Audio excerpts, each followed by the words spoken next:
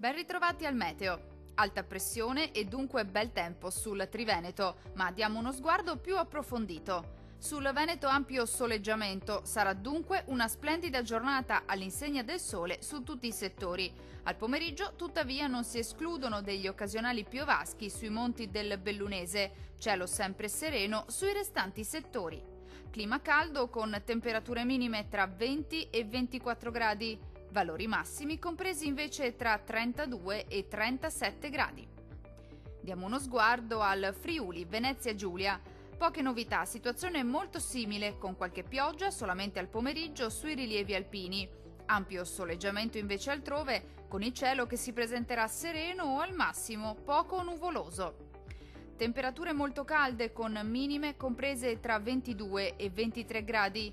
Valori massimi oscillanti invece tra 33 e 37 gradi. Vediamo infine la situazione del Trentino Alto Adige. Non cambia di molto la previsione, con tanto sole al mattino e solo con qualche isolato fenomeno al pomeriggio sui settori alpini di confine. Cielo sereno o al massimo poco nuvoloso sui restanti settori.